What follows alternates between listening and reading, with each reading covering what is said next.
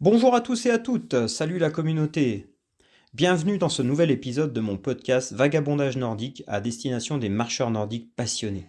Je suis David Deguel, encadrant en montagne, instructeur et compétiteur en marche nordique, mais aussi accompagnant en VTT, vélo. J'ai à cœur de rester performant le plus longtemps possible en prenant en compte mes objectifs et mon potentiel personnel. Pour cela, je m'intéresse à la nutrition, à la préparation physique et préparation mentale. Vous pouvez retrouver mes aventures sur nordicwalkingadventure.fr ainsi que mes stages et séjours. Tous les 15 jours, je vous offre une nouvelle carte postale pour rencontrer une destination. J'accueille pour cela un ou une invitée, tout comme moi, amoureux de belles gestuelles, d'envie de progresser et de se faire surtout plaisir en marchant. J'espère que cette nouvelle carte postale enchantera votre cœur et vous touchera comme moi. N'oubliez pas de laisser un commentaire et une note pour faire progresser ce podcast et la communauté de la marche nordique. Bon épisode et bonne écoute. Bonjour à tous et à toutes, et puis écoutez, je suis très heureux de vous retrouver ce matin. Un podcast assez particulier, c'est un podcast en live. Je suis avec mon invité du jour et là on est parti, on a déjà commencé un petit peu à marcher, on est à Aix-les-Bains. Il est venu me retrouver ce matin à Aix-les-Bains. On est au tout début mars 2026 et on est au bord du lac du Bourget et on va échanger avec mon invité. Je vous remercie de votre écoute, de vos partages. N'oubliez pas, les petits likes, ça fait toujours plaisir et c'est vraiment important pour durer dans le temps. Donc pour faire connaître le podcast, n'hésitez pas non plus à le partager. Alors aujourd'hui, je reçois François. Bonjour François. Bonjour. Comment vas-tu ? Eh bien très bien, sous le soleil, donc tout va bien. Après 45 jours de pluie, on est content d'avoir du beau temps. C'est ça. Hein ? Qu'est-ce que tu en penses ? Tiens, on va traverser là, on va aller rejoindre le bord du lac. Ça va être très chouette. On est parti à pied, tranquille, une petite marche. Ça fait toujours du bien de marcher toujours lentement. Et puis la marche, c'est la vie, non François ? Qu'est-ce que t'en penses ? C'est ça, la marche, c'est la vie, la marche, c'est la santé, la marche, c'est tout, oui. Ouais. François, est-ce que tu peux nous dire un petit peu qui tu es et puis un petit peu puis après nous raconter ton parcours. On va passer un peu de temps avec toi et je voudrais déjà savoir un petit peu qui tu es, où est-ce que tu es aujourd'hui, où est-ce que tu habites, où est-ce que tu marches la plupart du temps. Et puis on va faire connaissance tranquillement tout au long de cette sortie. Eh bien bonjour David, Ouais. Moi c'est François Auchard, je viens du nord de la France, je suis un ch'ti, un vrai. D'accord. Et voilà, je suis arrivé sur la région parce que, pour la petite histoire, mes enfants ont mal tourné, ils sont gendarmes dans la région. Et comme on a des petits-enfants, on s'est rapproché de nos enfants et de nos petits-enfants pour être au plus près d'eux. Voilà pourquoi on est arrivé dans l'Isère. D'accord. Au départ sur Bourgoin-Jallieu et maintenant une petite commune qui s'appelle Chabon. D'accord. La campagne, donc on est vraiment proche de tout et puis on peut marcher jusqu'à aller en altitude, jusqu'à 800 mètres d'altitude. Donc c'est très bien pour la marche nordique et puis la marche athlétique aussi. Ouais. Et puis les trails. Ouais. Voilà pourquoi on est ici, c'est à cause de mes enfants. D'accord. Et moi je suis un ancien coureur de fond et de demi-fond. D'accord. Je faisais même du 100 km. Tu pratiquais dans le nord ? Oui, dans le nord de la France, ouais. D'accord. Dans le nord de la France, enfin dans le Pas-de-Calais. D'accord. Je faisais partie d'un club qui est connu maintenant parce que on a un athlète qui s'est fait repérer il y a pas si longtemps que ça. Il a fait les JO, c'est Monsieur Gressier. D'accord. Donc voilà pourquoi. Ah oui, c'est pas n'importe quel club. Ouais, c'est un club assez sympa. C'est un club qui reste très familial, mais qui a accueilli beaucoup de stars. Et ouais. De la course à pied, du fond, du demi-fond, et voilà. On salue nos amis du Nord parce que on en croise souvent. Et puis je suis parti l'année dernière au Maroc avec un groupe là du tout nord là-haut là, et c'était une bonne ambiance. D'accord. Ouais. Ok. Oui, c'est vrai que on a la communication facile. On a la communication facile. Ouais. Voilà. Donc moi j'ai un parcours assez atypique, assez particulier, où j'ai commencé la course à pied en tant que valide. Ouais. Et aujourd'hui, je suis Je suis en invalidité suite à un grave accident de travail où j'ai été opéré 6 fois du dos. D'accord. Et je suis appareillé au niveau des lombaires, L3, L4, L5, S1 et aussi des hanches. D'accord. Et ça, donc, depuis combien de temps à peu près, François? Donc là, c'est ma 7e opération, donc depuis 2015. Ok. Depuis 2015, une première opération Ok. qui a eu lieu tout de suite après mon accident de travail. D'accord. Et ensuite, pour améliorer mon quotidien, j'ai accepté de recevoir des prothèses. D'accord. Voilà. Ok. Ensuite, lorsque j'étais valide, j'avais pas des classements incroyables, mais je courais le 10 km en 37 minutes 57, pas 38, 37, 57. Ah ouais. Je faisais le semi en 1h26, D'accord. le marathon en 3h10. Ah ouais. Et le 100 km, mon meilleur chrono sur le 100 bornes, c'était 9h33. D'accord. Voilà. Et quand tu as eu ton accident, le sport, comment tout ça a fait que, parce que là aujourd'hui on marche tous les deux, avec ton invalidité, qu'est-ce qui s'est mis en place, qu'est-ce qui s'est joué du coup dans ta tête? Alors au départ c'est très difficile parce qu'on est à la fois puni sur plusieurs plans, sur le plan sportif, ça c'est sûr, et après sur le plan travail et sur le plan familial, je dirais même. Ouais. La vie elle change complètement. J'étais en train de régulièrement en train de regarder les chronos et puis les performances de mes anciens collègues sportifs, et c'est vrai que ça me mettait dans une situation de tristesse. Ouais. Là où souvent j'étais dans un coin en train de pleurer parce que j'étais puni de ce sport, qui pour moi était très important. En entraînement, je tournais entre 180 et 200 km par semaine. Ah ouais. Donc lorsqu'on se retrouve à rien faire, on est je dirais, dans une situation de détresse. Et je pense qu'on est aussi en pleine déprime, pleine déprime, même si on ne l'accepte pas. Je pense que oui, j'ai eu des moments de grosse déprime que je gardais pour moi parce que en tant que chef de famille, je dirais, j'avais pas le droit d'imposer ça à ma femme et à mes enfants. Donc c'était très compliqué, très compliqué. Et puis mes dernières opérations. Ouais. Là où j'étais opéré octobre et novembre, donc 2023, Ok. à 2 endroits différents, sur Saint-Étienne et Valence. D'accord. Ça m'angoisse toujours, ça m'attriste d'en parler, ça fait quelque chose. J'ai dû réapprendre à marcher, où je suis resté pratiquement 30 mois sans pouvoir marcher. Donc tu étais en fauteuil? Assis. J'étais même pas assis parce que c'était complètement impossible d'être assis. Je suis resté pratiquement 16 mois alité. D'accord. Avec un corset. Ok. Normalement, j'aurais dû intégrer une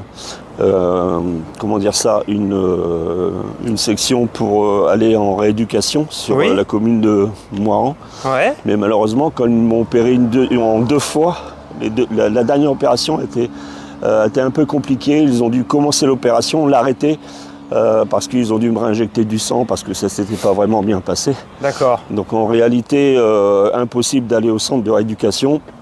Donc retour à la maison. Ah ouais. Retour à la maison avec ma femme qui est assistante maternelle et donc qui accueille des enfants et des parents. Donc moi dans mon coin, dans la chambre, et puis ma fille de 12 ans à l'époque qui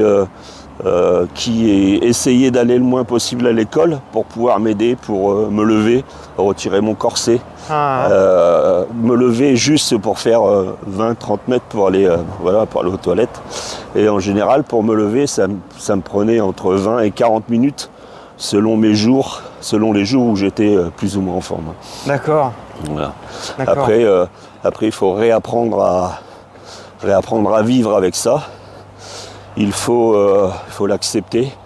Et tu as été accompagné, il y a eu donc des kinés, tu as eu une aide à domicile. C'est ça, j'avais du kiné 3 fois par jour. D'accord. 3 fois par jour, c'était C'était très fatigant, très douloureux. Ouais. Et après, j'ai demandé à ce que la kiné, qui était très gentille, puisse venir que 2 fois par jour. D'accord. Et en réalité, je mettais en place une rééducation avec la complicité de ma femme et de ma fille qui me comprenaient plus facilement et qui acceptait mon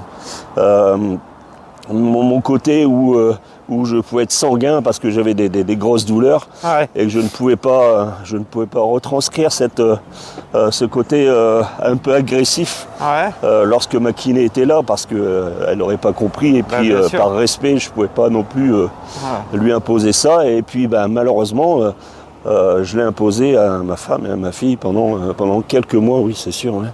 Mais si elles n'étaient pas là en réalité je pense qu'aujourd'hui on ne serait pas en train de on serait pas en train de marcher quoi. Là on marche, on est à une petite allure tranquille au bord du lac qui est vraiment à ras de la zone de piétonne. On est bien là. Là c'est redescendu l'eau mais elle était à 50 cm au-dessus là.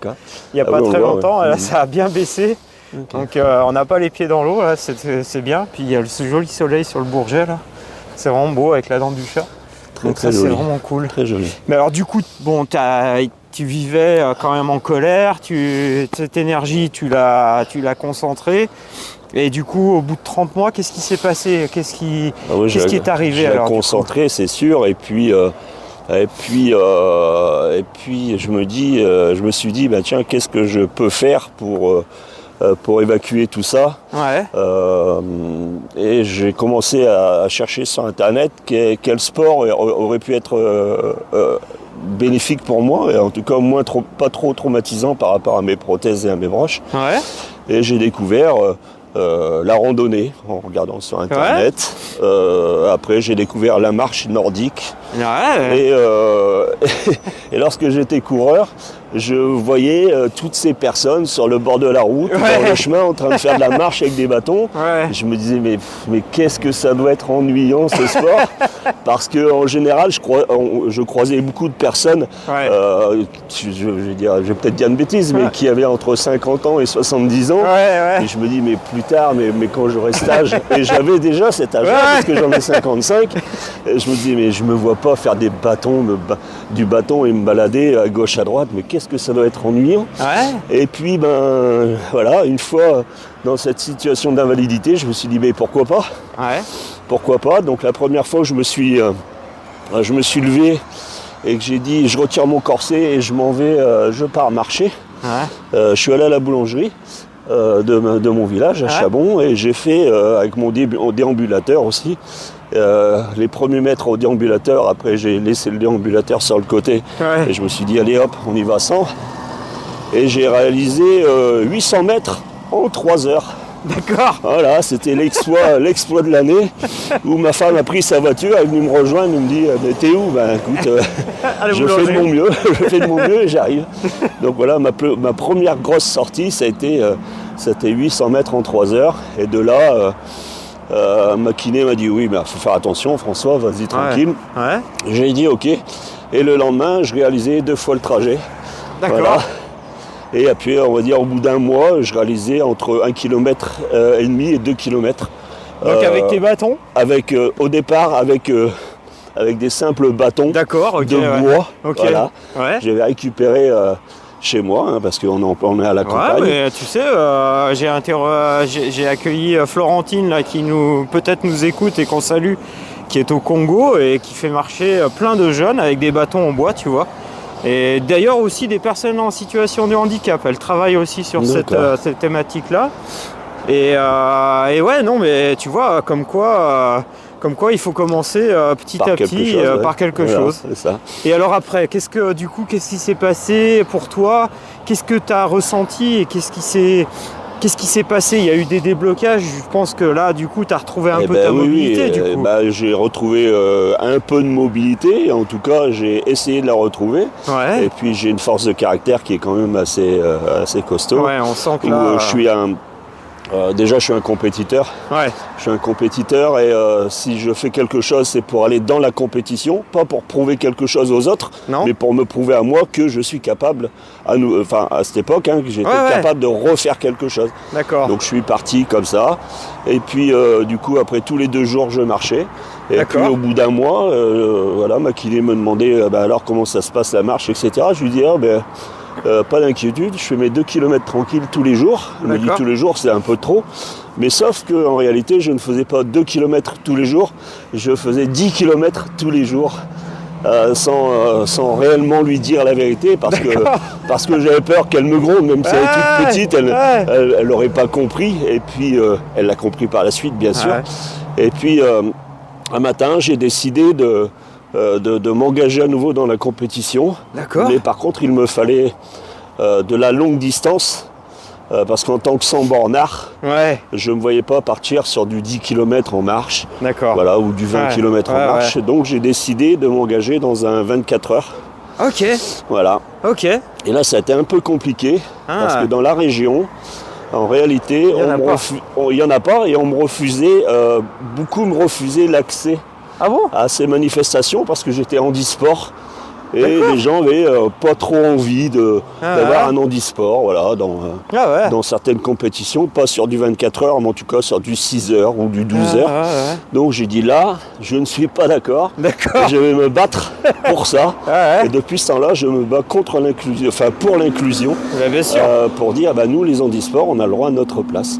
Ok. On a le droit à notre place. Donc la première fois que j'ai fait un 24 heures, j'ai dû me déplacer à Bordeaux, sur le 24 heures de Bordeaux, où l'organisateur c'est Thierry, il est incroyable. Et c'est le seul qui a accepté un handisport sur sa compétition. D'accord. Donc allez, branle-bas de combat, on prend les Traversée de la France. On traverse la France, on arrive à Bordeaux. L'avantage c'est que mon beau-frère habite Bordeaux, donc c'était cool. Ah ouais, c'est cool. Il est venu avec son van, il a installé le van. On s'est inscrit donc à la course, je me suis inscrit à la course. Et là, c'est une course qui est difficile. Elle est assez difficile. Parce que ça se passe dans les coteaux. Et c'est exactement ça. Il y a vraiment des relais. Et puis c'est dans les coteaux et en plus la boucle fait 7 km 500. C'est ça, ouais. Donc pour la première, moi je me suis dit 7 km 500, ça va être cool. Je me suis entraîné autour de chez moi sur une boucle qui faisait 7 km 5 avec des petites relances. Là, je me dis, François, tranquille, tu vas y aller fleur au fusil. J'y suis allé fleur au fusil, mais en réalité, j'ai bien ramassé. Des ampoules, on aurait dit des balles de ping-pong, enfin bref, voilà. Et donc, je pars sur cette compétition. Et en réalité, mon chrono, mon nombre de tours. Oui, combien tu as fait de tours alors ? Alors, combien j'ai fait de tours, je ne me souviens plus, mais en tout cas, j'ai fait 120 km. J'ai fait 120 km pour la première fois, pendant 24 heures. Et du coup, j'ai terminé 3e au classement général, ex-aequo avec un monsieur. Donc, toute catégorie confondue. Voilà, on est d'accord. Voilà. J'étais le seul handisport, donc c'était facile d'être premier handisport. Mais donc, je suis arrivé 3e ex-aequo et le premier, lui, avait réalisé, il me semble, 136 km. Donc là, je me suis dit... je crois que c'était Jean-Luc, non ? Exactement, voilà, 136 km. Oui. Parce qu'il y avait une autre personne qui s'est blessée, j'ai plus son nom. Il s'est blessé au bout du 6e tour, il me semble. Donc il a abandonné.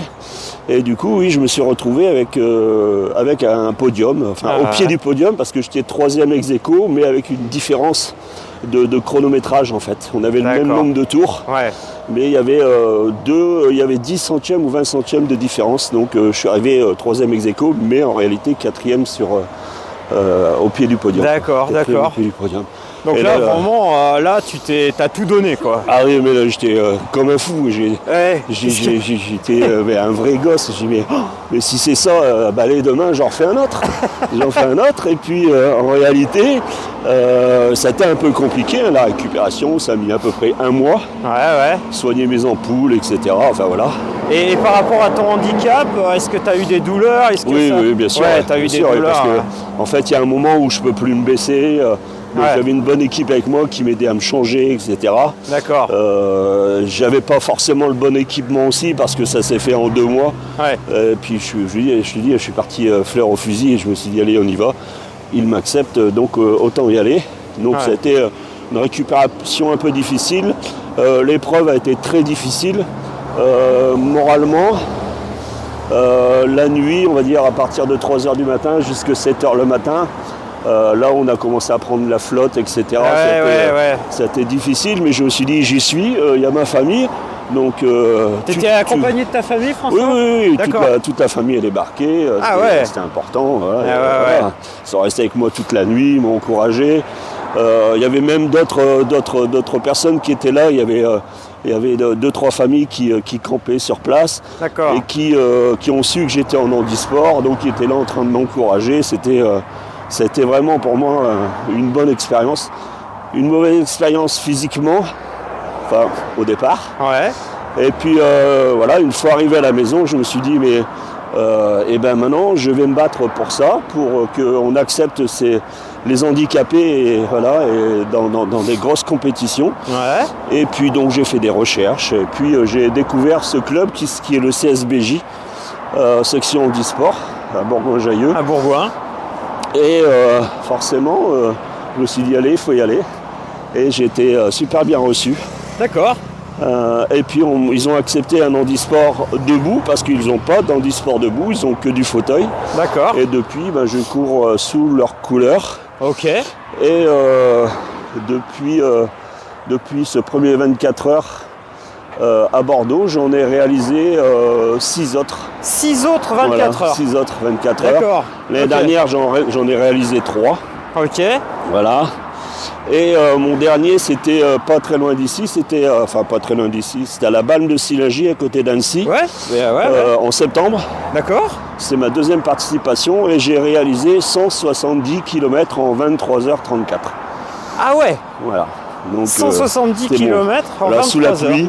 C'est la première fois que j'avais pas d'assistance parce que ma femme ne pouvait pas venir. Mon collègue qui est aussi mon voisin qui s'est pris au jeu, en général me suit et m'aide à me déshabiller, à me rhabiller, etc. Ouais.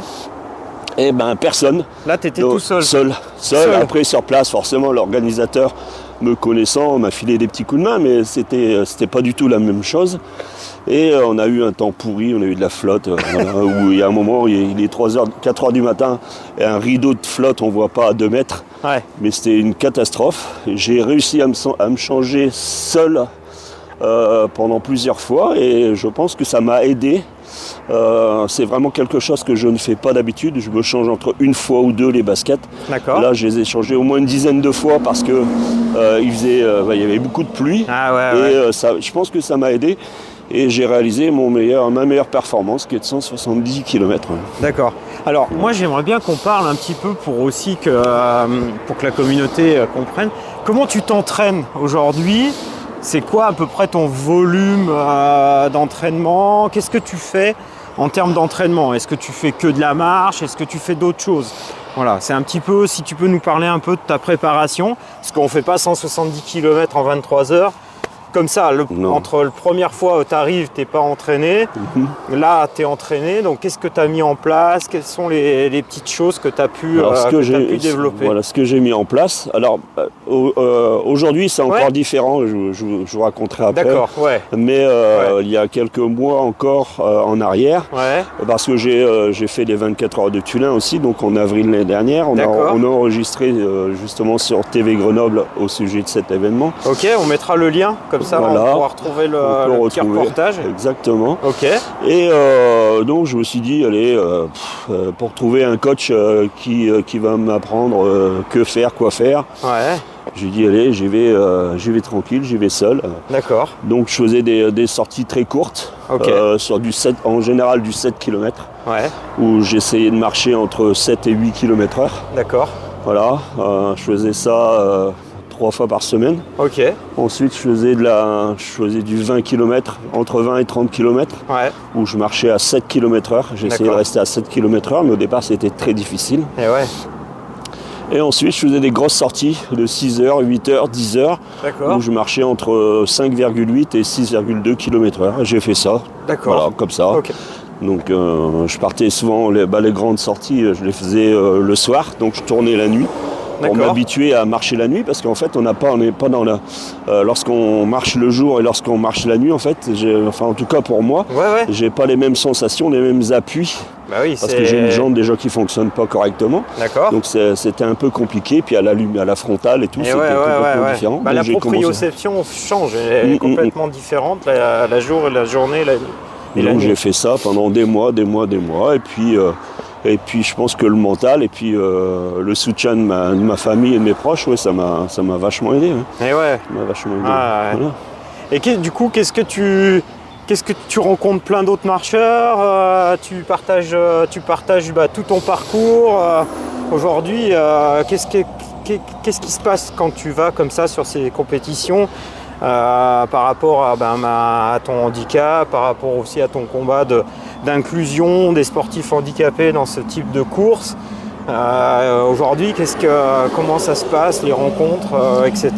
Et ben aujourd'hui, les rencontres se font plus facilement parce que lorsque on parle de François ou de Auchard François, l'handisport, j'ai commencé à entendre parler de vous et les personnes commencent à s'intéresser à moi. Ouais. D'ailleurs, j'ai échangé avec monsieur Neuder, qui est ancien ministre de la Santé, la semaine dernière. D'accord. Parce qu'il était assez intéressé par mon parcours. Donc je l'ai rencontré à son cabinet parce qu'il est maire de Saint-Étienne-de-Saint-Joire. Donc on s'est rencontrés pour deux choses, pour mon parcours sportif et pour quelque chose que je suis en train de mettre en place, qui aura lieu en juin. Tu vas nous en parler. Voilà, je vous en parlerai après. Et du coup, les gens, tiens, on vous a vu dans le journal, on vous a vu sur TV Grenoble l'année dernière, lorsque j'ai fait mon 24 heures à Tullin. Ouais. Plein de personnes sont venues me voir en me disant oh, bravo. Et là je me suis dit mais je suis quelqu'un en réalité de normal, hein, mais enfin en tout cas pour moi je pense que je suis quelqu'un de normal, mais les gens me voient différemment. Les personnes qui viennent me voir, je ne veux pas dire qu'ils me prennent pour une star, mais ils me prennent pour quelqu'un de hors norme. De hors norme, et quelqu'un qui fait passer le message que même si on est handicapé, visible ou invisible, on a le droit au bonheur, on a le droit au plaisir grâce au sport. Donc mais de plus en plus, les gens viennent vers moi, discutent avec moi, et moi aussi, je vais plus facilement voir une personne en invalidité, visible ou invisible. D'accord. Et on discute de l'handicap, on discute de mon parcours, et ça permet de lier de faire des liens, et puis ça donne envie à d'autres personnes de dire tiens, pourquoi pas moi je prends des bâtons et je vais marcher quoi. Maintenant la vie elle est à la fois elle est complètement différente. Ma vie est complètement différente. Je suis puni sur plein de choses, parce qu'il y a plein de choses que je ne peux pas faire, me baisser correctement, aller courir, parce que voilà, mon sport de prédilection, c'est la course à pied.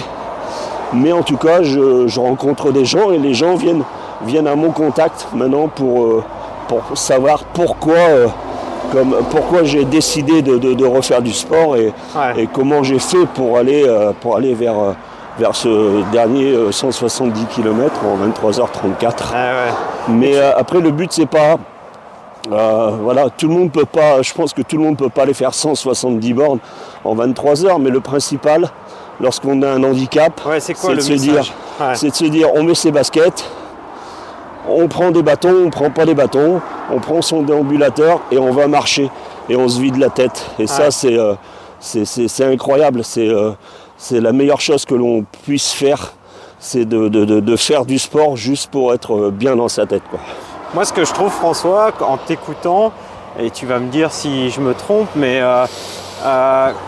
tu parles quand même que la vie, elle a été dure avec toi et qu'elle n'a pas été toujours facile, mais j'ai l'impression que là, aujourd'hui, il y a quand même des cadeaux qui t'arrivent, des rencontres, des choses qui se passent et du coup, on sent qu'il y a une vraie énergie là, que tu as envie de communiquer, tu as envie de rayonner aussi autour de toi. Ah oui, moi c'est ça. Maintenant, quand on dit le sport c'est la vie, oui, le sport ça c'est la vie. Et lorsqu'on a un parcours comme moi et qu'on est puni de tout ça et qu'on se retrouve à se dire aujourd'hui, on est au bord du lac, on est bien. Des personnes vont m'écouter, des personnes vont certainement venir vers moi ou venir vers toi pour dire tiens, franchement, c'est un bon exemple. Et je suis très fier. Je suis très fier. suis pas fier pour moi. Je sais pas comment vous t'expliquer ça. Ma fierté aujourd'hui, c'est de donner envie aux autres de le faire. Ouais. C'est le message que je veux faire passer. C'est, allez, on est à ras-le-sol, c'est pas très grave. Ouais. Comme dit un chanteur très célèbre, toujours debout, toujours vivant. Ouais. Et c'est la réalité. C'est la réalité. Aujourd'hui, le message, c'est ça. On s'en fout. On s'en fout du regard des autres. On s'en fout. Ouais. Le principal, c'est de se faire du bien et de donner, en tout cas moi, c'est de donner aux autres envie de se faire du bien, quoi. C'est vraiment le message aujourd'hui où il faut y aller. Il faut le regard des autres, on s'en fiche. D'accord. On s'en fiche. Même moi, avant d'être, on va dire entre guillemets, en invalidité, j'avais un regard sur une personne invalide, une personne en fauteuil, qui soit manuelle, qui soit électrique, etc. Quand je voyais ces personnes, parce qu'en fait on est dans des cases, on est dans des cases. Et moi quand je voyais ces personnes, ça prouve que moi aussi je pensais que ces personnes étaient dans des cases. En fait quand je voyais ces personnes, je me disais, la première chose que je me disais, c'était oh le pauvre ou oh la pauvre. Mais en réalité non. Ils sont pas pauvres, ils ont une force mentale qui est incroyable et voilà quoi, ils sont dans leur tête. Un handicapé dans sa tête, il n'est pas handicapé. Non. Il n'est pas différent des autres. C'est nous, c'est les personnes valides qui pensons que ce sont des personnes complètement différentes, mais pas du tout. Incroyable. Ils sont au même niveau, ils sont comme nous, ils sont comme moi, et ils méritent le respect. Et puis moi aujourd'hui, c'est de leur donner envie, que tu sois en fauteuil, que tu sois avec une béquille, que tu sois avec une jambe en moins, avec toutes ces choses. Et du moment où tu as un handicap, on doit être considéré comme tout le monde. Bien sûr. C'est le message que j'ai envie de faire passer aujourd'hui. Super. Et dis-moi, alors justement, je pense que par rapport à ce message et par rapport à cette volonté d'encourager les gens et tout ça, je crois que tu as mis quelque chose en place. Est-ce que tu peux nous parler de ce qui s'est passé et comment ça s'est passé et puis maintenant un petit peu pour... tu as quand même un sujet aujourd'hui qui te tient à cœur et en plus tu vas avoir un agenda par rapport à ça. Donc on va continuer le podcast ensemble, mais du coup, là aujourd'hui, tu marches, tu fais des défis, c'est extraordinaire, tu as une volonté, mais en plus tu t'es rajouté un espèce d'étendard, quelque chose qui en plus fait que justement tu réponds à ce que tu viens de dire, c'est-à-dire que tu veux apporter quelque chose à quelqu'un. Exactement. Alors ça me bouleverse toujours quand j'en parle. Aujourd'hui, j'ai pas l'obligation, mais j'ai un devoir de me mettre au service des autres, au service de l'handicap et là j'ai ciblé une personne en particulier. D'accord. Il s'appelle Aaron, il a 14 ans. Ok. Bon, ça a été facile de le cibler parce qu'il habite ma commune et il y a 2 ans. Salut d'ailleurs. Coucou Aaron. Et il y a 2 ans, il était encore 3 ans avec ma fille à l'école. Et c'est un garçon qui me touche beaucoup. Il est atteint d'une tumeur au cerveau qui s'appelle le crânio-pharyngiome. C'est une tumeur fibreuse qui ne disparaîtra jamais. Il va devoir vivre avec. D'accord. Il a été opéré 6 fois de la tête. D'accord. Et pendant un moment, il a perdu la vue parce qu'il avait une compression de cette tumeur sur une partie du cerveau. Et moi j'ai une autre passion qui est les animaux et on a un petit élevage de bulldogs français à la maison. D'accord. Et je disais tout le temps à sa maman, amène-le à la maison, il va pouvoir jouer avec nos bébés chiots, etc. Et ça va lui faire du bien, parce que c'est vrai que les animaux, le contact avec les animaux, ça aide beaucoup les enfants. Et moi ça m'a même aidé dans ma reconstruction. Les câlins de mes chiens c'était important. Et une fois, la maman est venue avec le petit Aaron, il voyait plus du tout clair, il avait perdu complètement la vue à cause de cette tumeur. Et du coup, lorsqu'il est arrivé à la maison, il a manipulé mes bébés chiots. Et la maman a jamais forcé son fils à subir une autre opération. Elle lui a toujours dit, écoute, si tu veux pas, on en discute. Si tu veux pas, on le fait pas. Et lorsqu'il est venu à la maison, il a manipulé ses petits chiens. Il les prenait de très près contre lui pour pour pouvoir les ressentir, pour les mouvements, enfin pour toutes ces choses. D'accord. Et de là, il a dit, maman, si tu me promets que je revois clair et que je puisse venir voir les chiots à François régulièrement, je suis OK pour me faire opérer. Et là, c'était il y a 1 an. Et là, ça m'a perturbé, ça me perturbe encore quand j'en parle. Et là, je me suis dit, mais François, toi qui veux aider quelqu'un, qui veut aider les autres, qui veut aider, faire connaître l'inclusion, voilà, c'est la bonne personne. Hein, c'est la personne idéale, entre guillemets. Et c'est cette personne que tu vas aider. Donc pendant 1 année, ça a cogité. Je dis, mais comment je peux faire? J'ai essayé de contacter plein de personnes pour obtenir des dons, etc. Et rien ne bougeait. Et là, je me suis dit, on va contacter la presse. Donc j'ai contacté le Dauphiné Libéré et je leur ai dit, voilà, il n'y avait rien de préparé. Je leur ai dit, écoutez, j'ai décidé de marcher pendant 48 heures sur un tapis de marche Dans une salle à Chabon, pour récupérer des fonds pour un gamin. Voilà, c'était l'idée de base. C'était l'idée de base. Et puis du coup, ok, écoutez, félicitations, quand votre projet est en place, venez nous voir. Bon, donc ça rebloque. Et j'ai OK, si je dois mettre le projet en place, j'y vais. Et de là, j'ai cherché des partenaires, parce que j'ai créé une association qui s'appelle Handicap ou pas. Et malheureusement, quand on n'a pas de fonds, il faut se débrouiller pour en trouver. D'accord. Donc je suis allé chez Decathlon, je suis allé chez Intersport, je suis allé chez AOS, je suis allé chez Super U, Intermarché, Bricomarché. Je leur ai dit, voilà, j'ai un projet, j'ai besoin de vous, j'ai pas d'argent, mon association n'a pas d'argent, par contre j'ai besoin de vous. Donc tu as créé une asso. Voilà, je veux créer cette asso, donc elle a été créée avec la maman, et puis aussi avec Estelle, qui est organisatrice d'un événement qui s'appelle Handival, qui a lieu à Aix-les-Bains tous les septembre, où elle réunit valides et non valides.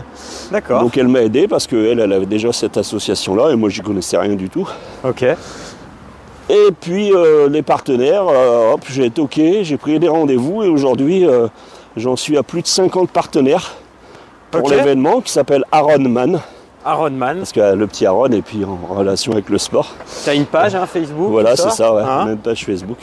On a Instagram, notre Instagram c'est Handicap ou pas. D'accord. Et du coup, je vais marcher pendant 48 heures sur un tapis du 19 au 21 juin de cette année. D'accord. Donc sur la commune de Chabon. Et on a un gros programme où dans une salle. Voilà, parce qu'en juin en général, on peut avoir soleil, mais on peut avoir beaucoup de pluie aussi chez nous. Donc voilà, donc la commune de Chabon a tout de suite adhéré à mon projet. Ok. Decathlon qui nous offre les tapis. Voilà, Intersport qui m'offre de l'équipement. Attends, je viens de pas. Tu dis, il nous offre les tapis, ça veut dire quoi? Ça veut dire que tu marches sur plusieurs tapis? En fait, on a deux tapis. On a un tapis qui ne devrait pas tomber en panne. Ok. Mais au bout de 48 heures, il nous faut un deuxième tapis parce que on ne sait jamais, on risque la panne à tout moment. D'accord. Donc on a même prévu ça, donc c'est avec Decathlon de Bourgoin-Jallieu. Super. Et donc pendant 48 heures, je vais être sur ce tapis. Donc ça va être assez stressant parce qu'au départ c'était un tout petit projet. Aujourd'hui on a 50 partenaires et pendant ces 2 jours et demi de manifestation il y a plein de choses. Moi je vais commencer à marcher à 10h le matin. À 19h on a l'inauguration officielle par le maire de la commune. Et puis monsieur Neuder qui est ancien ministre de la Santé qui sera présent. D'accord. Donc pas le droit à l'erreur, attention. Et puis on a la région qui est partenaire aussi. Depuis une semaine, la région nous a rejoint. Ça y est, soutien. On les a en soutien, donc c'est exceptionnel. La Ligue Handisport aussi, certainement. La Ligue Handisport seront présents, mais ils sont partenaires, mais ils sont partenaires et ils viennent nous apporter, ils nous amènent. Ils vont nous amener des petites démonstrations avec des personnes en fauteuil et toutes des choses comme ça. Mais ils avaient déjà un planning très chargé pour plusieurs manifestations, mais bien sûr qu'ils seront là aussi. Et puis donc à 19h on a cette inauguration. Après notre association offre de quoi se restaurer à nos partenaires et aux personnes présentes. Ensuite on a une vente aux enchères pour Donc tout récupérer ça les pendant dons. que tu marches. Pendant que je marche. Voilà. Tu vas pas t'ennuyer du coup. Je vais pas m'ennuyer, ça va peut-être me stresser parce que je vais pas pouvoir gérer grand chose parce que je serai sur mon tapis. Ouais. Donc on a cette vente aux enchères qui a lieu et on a des lots incroyables, on a des personnes qui nous offrent des toiles, des dessins. D'accord. On a monsieur Jean-Claude Van Damme qui nous a rejoint dans notre événement. Jean-Claude Van Damme. Exactement. Attends, mais, le Jean-Claude Van Damme. Le Jean-Claude Van Damme qu'on connaît. Non mais comment c'est possible? Raconte-nous là. Alors déjà il nous a offert Comment tu es rentré en contact avec lui? Facile, je l'ai attrapé, bim, Ouais. hop, Jean-Claude, Kick. tais-toi, c'est moi le boss. Non, en réalité, Ouais. donc, il nous offre cette carte dédicacée, il y en a 32 au monde. D'accord. Cette carte a été signée par Jean-Claude pendant une réunion entre potes à Phuket. D'accord. Et c'était facile pour moi d'obtenir cette carte parce que mon frère, Christophe Auchard, Ouais. gère les affaires de monsieur Jean-Claude Van Damme depuis des années. D'accord. Et ils sont très potes, Ok. enfin potes. Ils sont déjà, voilà, ils sont dans le business ensemble Oui, et après oui. ils se connaissent très bien. Et D'accord. voilà comment j'ai obtenu cette carte avec l'accord de Jean-Claude Van Damme et l'accord de mon frère. D'accord. Et cette carte est arrivée dans notre association. Elle a été certifiée. Ah ouais. Elle a été mise sous verre, donc elle sera mise aux enchères. D'accord. On a déjà des offres sur ouais. cette carte. D'accord. Après, on a des personnes du 15 de France qui nous ont signé un ballon de rugby. Ah génial. Et puis d'autres artistes connus et inconnus qui nous offrent des œuvres. D'accord. Donc tous les fonds iront à ce petit Aaron. Voilà. Après, on a un concert après cette vente aux enchères. Ensuite, on a le samedi, on a mis en place un marché local des commerçants et des artisans. Mhm. On aura aussi 2 stars de la MMA D'accord. qui vont venir faire des démonstrations. Ah ouais. C'est Romain Debienne D'accord. et Mohamed Moussa, c'est des stars montantes Ouais. de la MMA, très connues. Ah ouais. Alors Romain, c'était un peu facile aussi, j'avoue, parce que Romain, petit, allait dans la classe de mon fils lorsqu'on habitait dans le nord de la France. D'accord. Et mon fils a toujours été très grand, très baraqué, Ouais. pas comme moi. Et en réalité, c'était le protecteur de Romain, parce qu'à l'époque, Romain était tout petit et il se faisait harceler à l'école. D'accord. Et Romain Debienne est devenu star de MMA suite à ce harcèlement. Ah ouais. Il y a des biographies sur Romain Debienne, elles sont incroyables. D'accord. Il parle de son histoire, Ok. ça vaut vraiment le coup d'être vu. Donc lui est le parrain officiel de notre événement. Et il sera présent. Et il sera présent. D'accord. Il sera Ok. présent. Génial. Le soir, on a pareil, c'est au moment de la fête de la musique, donc on aura un monsieur un DJ Concert qui va venir nous mettre de la musique. Le lendemain, donc le dimanche, enfin, je vais arrêter de marcher à 10h le matin. Je vais prendre, je pense, 2 bonnes heures pour récupérer, pour m'alimenter correctement. Ouais. Et de là, vers les midi, 13h, on aura une tombola. D'accord. Où pareil, les 50 partenaires nous ont offert des lots Ok. et on a plus de 7 000 € de lots à offrir aux personnes présentes, et on a des billets de tombola qui sont vendus 5 €. Et le premier lot à gagner, c'est un voyage d'une valeur de 2 300 €. Ah ouais, donc Voilà là vraiment comment ça va. t'as un programme Un complet. gros programme. Donc rappelle-nous c'est où et c'est quand du coup, c'est du 19 au 21 juin. C'est ça, c'est 19 au 21 juin de cette année, c'est sur la commune de Chabon, Ouais. c'est 38 690. D'accord. C'est proche de Voiron, entre Voiron et Bourgoin-Jallieu. Ouais, Et c'est d'accord. au gymnase de la commune. Ok, d'accord. Donc là, si on veut te voir marcher, si on veut te rencontrer, ça C'est le moment. sera le moment. C'est le moment. Ça sera le moment. Et aussi, du coup, en même temps, participer et profiter de Exactement, toutes les il y aura le animations. deuxième tapis qui est un tapis de secours, sera à disposition des personnes qui désirent venir marcher avec moi, Ok, discuter, ok. discuter de la maladie, discuter de mon parcours, discuter de n'importe quoi, de ce que vous voulez, Mais en marchant. mais en marchant. Comme là, Ouais. on fait ce matin, Comme on là, discute c'est ça. et là, on marche ensemble. Voilà. Ça nous fait un bon petit entraînement, C'est ça. tranquille.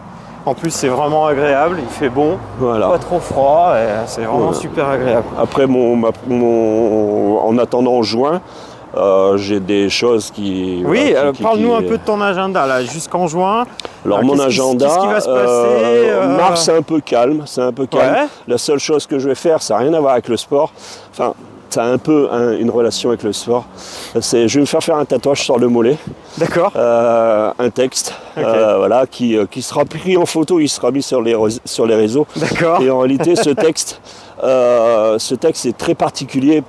Beaucoup de personnes ne vont pas le comprendre. La seule personne, en tout cas moi je vais le comprendre, Oui. et mon entourage aussi, Ouais. parce que ce texte, ça a été les dernières paroles de ma sœur, Ouais.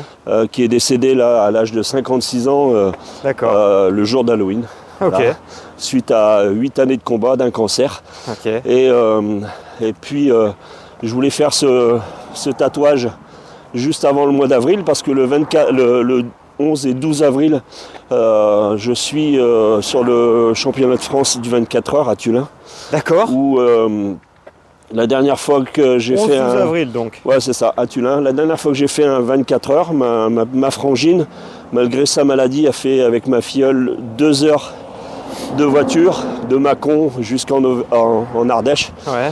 pour venir me voir avant de nous quitter, venir me voir sur un podium. D'accord. C'était le pire de mes 24 heures parce qu'il faisait 50 degrés ce jour-là. La nuit, on avait pris 33 degrés. Ah ouais. Et c'est le pire des 24 heures où j'ai réalisé que 108 km tellement la douleur était horrible, Ah ouais. par la chaleur, partout. Et voilà, donc je voulais ce tatouage pour les 24 heures de Tullin, pour que ma sœur puisse m'emmener le plus loin possible. Ah super. Donc en mars, ça va être un peu calme parce que je vais laisser mon Ouais, mollet Ouais. et la cicatrisation. Ouais. Ça, voilà. Ouais, ça prend du temps. Ouais. Ça prend du temps. Et puis donc après, donc le 24 heures à Tullin, et c'est sous les couleurs du CMI et du CSBJ, les Ouais. deux couleurs. D'accord. Et là, c'est la première fois depuis tout le temps Oui. que la Fédération française d'athlétisme, Ouais, la FFA. voilà, accepte un handisport sur une course de valide. D'accord. C'est-à-dire que je vais être le seul handisport. Ok. Je serai classé en tant que valide. Ok. Voilà, mais j'ai l'autorisation des bâtons parce que j'ai besoin de bâtons pour le bien maintien sûr. par rapport à une jambe. Ok. Et donc j'ai besoin de bâtons et la Fédé a accepté officiellement en m'envoyant 2 mails en D'accord. me disant François, c'est très bien ce que vous faites. Et du coup, on est d'accord pour que vous puissiez participer au championnat de France du 24 heures à Tullin. D'accord. Donc une grosse fierté. Comment ça va se passer ce championnat de France? Tu as déjà un peu des infos? Le format, c'est une petite boucle que tu dois réaliser le plus C'est ça, de c'est fois, une boucle c'est ça de 1 km 100. Ok, 1 km 100. Voilà, autour du stade de rugby de Tullin. D'accord. Et 200 participants en championnat de France. Ok. Et 100 participants en open. Ok. Voilà, donc on D'accord. sera 300 Ok. au total. Ok. Et puis le but, ça va être de faire une jolie performance. Je ne pense pas faire les 170 km de septembre dernier parce que réellement un record n'est pas fait pour être battu par soi-même mais par les autres. Ouais, ouais. Et puis le parcours n'est pas du tout le même. Et puis il faut que je sois un peu raisonnable parce que un mois après je vais dans le nord. D'accord. Je vais à Steenwerk pour faire un 100 km Ok. en marche. Donc là, on donne rendez-vous aux gens du Nord s'ils Voilà, veulent te en mai, rencontrer. c'est une course, en mois de mai. Voilà, une course très connue. Ok. Voilà. C'est connu, ouais. Là. Oui, c'est à la frontière belge. Et, D'accord. il y a de la bière à l'arrivée. Ok, ok. 100 km du Voilà, coup. 100 km, mais j'y vais tranquille parce que un mois après, Bah oui. il y a ce fameux 48 heures où je vais marcher sur le tapis pour récupérer des fonds pour le petit Aaron. Ouais. Gros d'accord. programme. Ah non, mais énorme, énorme. Ça, c'est un très très bel agenda. Et est-ce que tu as des projets pour après? Alors oui, j'en ai. Ouais. Je vais encore me fâcher avec ma femme si elle écoute. Elle me dit après, tu me promets, t'arrêtes. Oui, bon, je croise les doigts, hop, je jure. Voilà. Oui, j'ai d'autres projets. J'ai déjà été. Parce que, bon, vu, déjà en septembre, je refais ton les enthousiasme. 24 heures de la Balme de Synergie pour un enfant qui a un cancer aussi. D'accord. Et tous les fonds, tous les bénéfices sont reversés à ce petit garçon en général. D'accord. Ils arrivent à reverser à cet enfant 4 000 €. D'accord. D'accord. Pour ses soins. Ouais. Donc septembre, il y aura ça. Et pour l'année prochaine, j'ai été interpellé par la commune de Chabon, D'accord. qui organise déjà un trail tous les 14 juillet, un 9 km, un 14 km, D'accord. avec un dénivelé qui est sympa, qui est de 700 mètres, des parcours incroyables. Et du coup, on va bosser pour mettre, on va ajouter à ce trail, on va ajouter une partie ouverte aux handisports. D'accord. Voilà, alors il y aura certainement un parcours handisport fauteuil. Ok. Voilà, c'est en négociation, et un parcours handisport debout par des personnes comme moi, et voilà, qui veulent rejoindre l'événement. Et en plus de ça, on va bosser sur un projet de 24 heures sur la commune de Chabon. D'accord. Pour mettre en place un autre 24 heures, parce qu'il y en a très peu en France.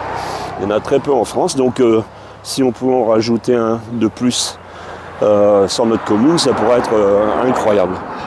Bon, on pourra peut-être en discuter, parce que tu sais que moi je travaille avec l'application OnePiste et avec la Fédération française handisport, et on a mis en place tout un process pour qualifier les parcours outdoor, donc où les gens peuvent courir ou marcher ou faire du fauteuil, et donc on a tout un critère où ça nous permet de qualifier le parcours et de donner plein d'informations qui servent, et j'encourage les gens justement à aller voir ces parcours, parce que c'est en guidé, tu vois, il y a tout un guidage, il y a tout un référentiel de points d'intérêt qui permet justement aux personnes en situation de handicap de pouvoir pratiquer, tu vois, soit seul, soit en groupe, accompagné.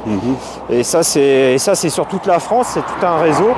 Et il y a de plus en plus de stations qui se labellisent justement handispot, comme le label s'appelle. Donc mais en tout cas, c'est bien que je puisse faire cette petite parenthèse, et ça permettra aussi aux gens, s'ils ont besoin éventuellement, d'aller consulter l'application OnePiste, et s'ils ont besoin de me contacter, ça peut toujours être intéressant.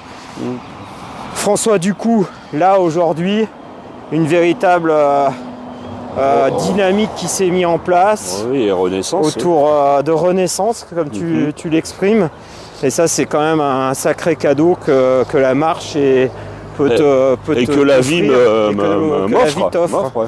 Je pensais vraiment pas que j'en serais là aujourd'hui. C'est sûr. Et puis donc, voilà, pour revenir sur le petit Aaron, aujourd'hui il n'est pas le seul en France. Il y a 500 cas.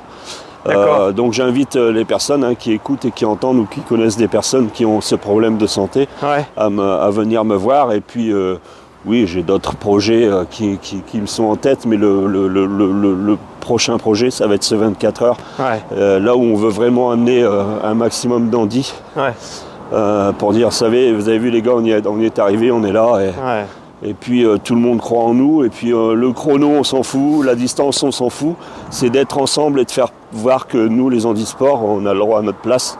Donc le prochain projet, oui, ça va être ça, et après aider d'autres enfants. De quelle façon, je n'ai pas encore la solution, mais en tout cas mon association est là et restera là pour aider ces enfants et ces familles.